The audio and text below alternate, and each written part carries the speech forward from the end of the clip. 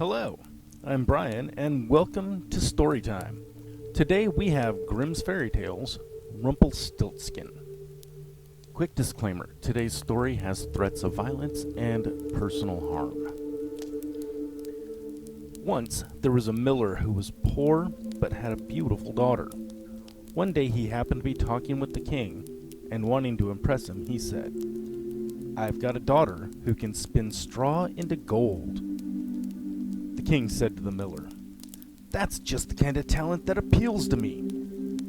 If your daughter is as clever as you say, bring her to my palace tomorrow, and I'll see what she can do."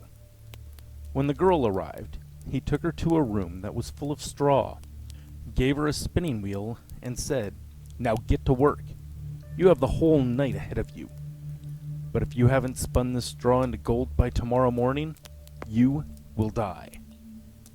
Then he locked the room with his own hands, and she was left all alone. The poor miller's daughter sat there, and for the life of her, she didn't know what to do. She hadn't the faintest idea how to spin straw into gold, and she was so frightened that in the end she began to cry.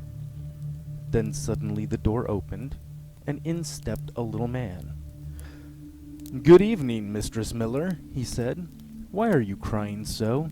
"Oh," she said, "I'm supposed to spin this straw into gold, and I don't know how." The little man asked, "What will you give me if I spin it for you?" "My necklace," said the girl. The little man took the necklace, sat down at the spinning wheel, and whir, whir, whir, 3 turns and the spool was full. Then he put on another, and whir, whir, whir, 3 turns and the second spool was full. All the night he spun, and by sunup all the straw was spun, and all the spools were full of gold. First thing in the morning the king stepped in. He was amazed and delighted when he saw the gold. But the greed for gold grew in his heart. He had the miller's daughter taken to a larger room full of straw, and told her to spin this too into gold if she valued her life. She had no idea what to do, and she was crying when the door opened. Again, the little man appeared and said, "What will you give me if I spin this straw into gold for you?" "The ring off my finger." The little man took the ring and started the wheel whirring again. And by morning he had spun all the straw into glittering gold. The king was overjoyed at the sight, but his appetite for gold wasn't satisfied yet. He had the miller's daughter taken to a still larger room full of straw, and said, "You'll have to spin this into gold tonight, but if you succeed, you shall be my wife." "I know she's only a miller's daughter," he said to himself, "but I'll never find a richer woman anywhere." When the girl was alone, the little man came for the 3rd time and said, "What will you give me if I spin the straw into gold for you this time?" "I have nothing more to give you," said the girl. "Then promise to give me your first child if you get to be queen." Who knows what the future will bring, thought the miller's daughter. Besides, she had no choice. She gave the required promise, and again the little man spun the straw into gold. When the king arrived in the morning and found everything as he had wished, he married her, and the beautiful miller's daughter became a queen. A year later, she brought a beautiful child into the world. She had forgotten all about the little man. Suddenly, he stepped into her room and said, "Now give me what you promised." The queen was horrified. She promised him all the riches in the kingdom if only he let her keep her child. But the little man said, "No, I'd sooner have a living thing than all the treasures in the world." Then the queen began to weep and wail, so heart-rendingly that the little man took pity on her. "I'll give you 3 days' time," he said. "If by then you know my name, you can keep your child." The queen racked her brains all night. She went over all the names she had ever heard.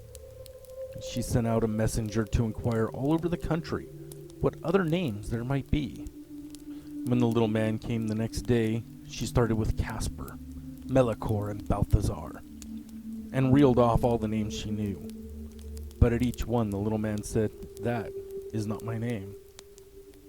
The second day, she sent servants around the district to ask about names, and she tried the strangest and most unusual of them on the little man. Could your name be Ribcage, or Mutton Chop, or Lace Legs? But each time he replied, that is not my name.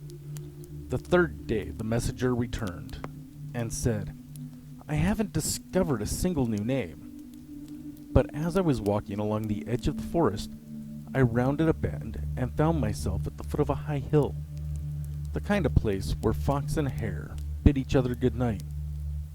There I saw a hut, and outside the hut a fire was burning, and a ridiculous little man was dancing around the fire and hopping on one foot and bellowing, Brew today, tomorrow bake, after that the child I'll take, and sad the queen will be to lose it. Rumpelstiltskin is my name, but luckily nobody knows it. You can imagine how happy the queen was to hear that name. It wasn't long before the little man turned up and asked her, Well, your majesty, what's my name? She started by asking, Is it Tom? No. Is it Dick? No. Is it Harry? No. Could it be Rumpelstiltskin? The devil told you that! The devil told you that! The little man screamed, and in his rage he stamped his right foot so hard that it went into the ground and up to his waist. Then in his fury he took his left foot in both hands and tore himself in two. I don't know about you guys, but the end of that story definitely took a turn I was not expecting. Let us know what you thought of the original story of Rumpelstiltskin in the comments below.